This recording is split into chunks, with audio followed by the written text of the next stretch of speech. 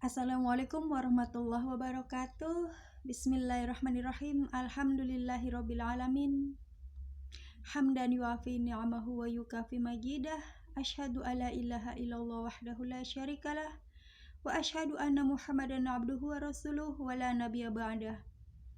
Allahumma sholli ala sayyidina Muhammad wa ala ali sayyidina Muhammad wa sallim wa barik alaih. Amma ba'du. Dengan channel Tukang Kebon dan Kucing yang setia di sini,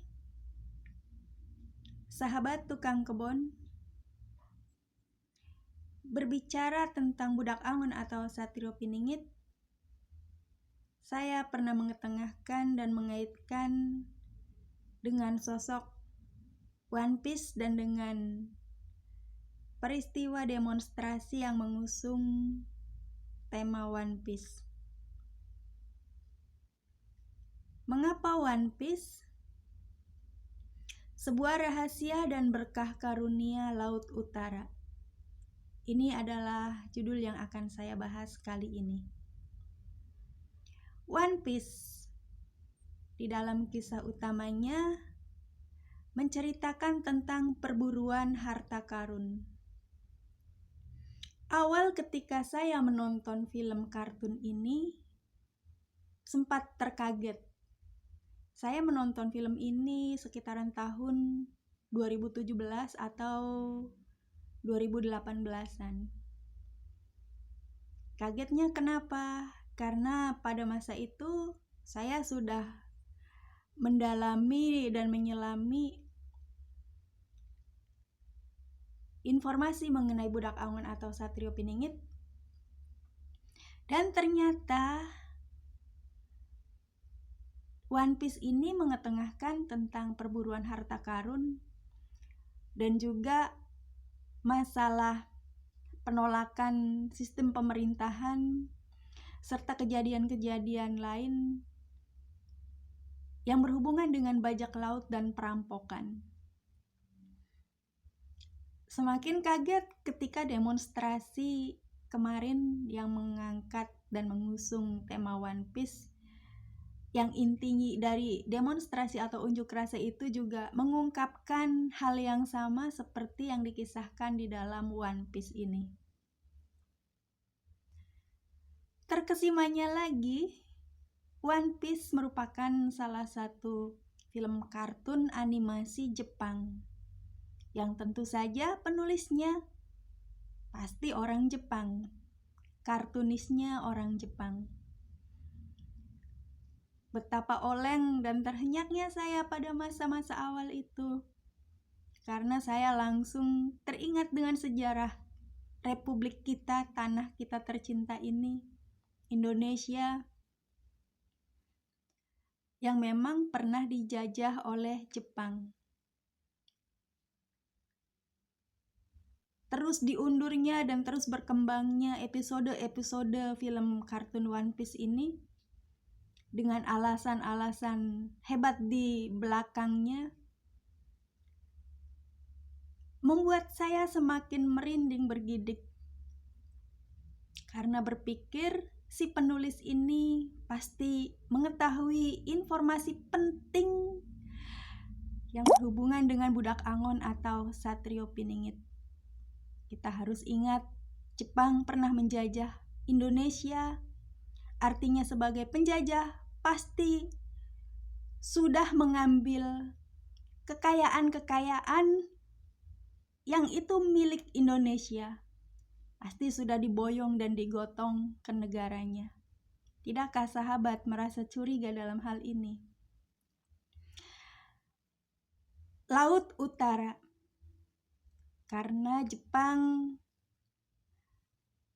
turun ke bumi Jawa melalui Laut Utara dan berasal dari wilayah utara. Dan ingatlah apa yang disampaikan oleh Uga Wangsit Siliwangi tentang sang Garuda yang menetaskan telurnya di tungtung Laut Utara, di ujung Laut Utara. Segara kaler ngagulugur.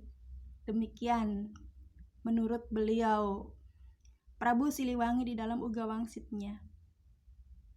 Laut Utara menggemuruh. Kenapa Laut Utara? Apa istimewanya Laut Utara? Berhubungan dengan masa lalu, merupakan tempat bersemayamnya Sang Azazil di masa-masa purba, dan berkembangnya kisah-kisah yang berhubungan dengan leluhur budak Angon atau Satrio Piningit, yaitu Banjaran Sari. Beliau Prabu Siliwangi di dalam Uga Wangsitnya menitahkan, mengamanahkan kepada sang budak Angon atau Satrio Piningit, mengingatkan bahwa sejarah Indonesia ketika masa Pajajaran nyaram didongengkeun, Pajajaran dilarang dikisahkan kisahnya oleh pemerintah yang melarangnya, agar sosok budak Angon atau Satrio Piningit ini ingat ada sejarah yang terbalik, ada kisah yang diubah, dan ada harta benda yang hilang serta tertukar. Mudu diala. Itulah amanah beliau Prabu Siliwangi kepada keturunannya budak Angon atau Satrio Piningit. Apa yang tertukar, apa yang diboyong, apa yang dicuri harus dijemput, harus diambil kembali pulang ke negeri Indonesia. Dan Laut Utara memiliki karakter yang sangat istimewa, sangat menarik, yaitu arus laut ini selalu mengembalikan apapun yang terbawa olehnya kembali ke daratan, pantai, tepian daratan Pulau Jawa itu. Dia tidak menyeretnya terus ke utara, artinya sampai ke wilayah Kalimantan, Sulawesi, Filipina, Taiwan, Korea, Jepang, Rusia, dan sebagainya, tetapi tetap dikembalikan ke tepian pantai utara, di mana di salah satu tempat di tepian pantai utara itu sang burung Garuda menetaskan telurnya. Garuda megarkeun endog. Demikian yang bisa saya sampaikan, sahabat. Mudah-mudahan konten saya yang sekarang ini membawa angin segar dan kebahagiaan yang bisa kita bagikan bersama-sama kepada sesama kita, dan terutama konten ini adalah salah satu hadiah kecil saya untuk salah satu subscriber atau mungkin komentator, pengunjung channel Tukang Kebon dan Kucing yang setia, yang kemarin meminta informasi tentang laut, Gunung Perahu, Gunung Tangkuban Perahu, dan juga misteri yang mungkin ingin diketahuinya. Mudah-mudahan ini sedikit informasi pembuka untuk kemudian ke depannya kita ulik, kita ulas lagi, kita kuliti lagi siapakah budak Angon atau Satrio Piningit ini, dan kita kejar silsilahnya. Billahi taufik wal hidayah wal inayah. Wassalamualaikum warahmatullahi wabarakatuh. Sampai jumpa di konten yang lainnya.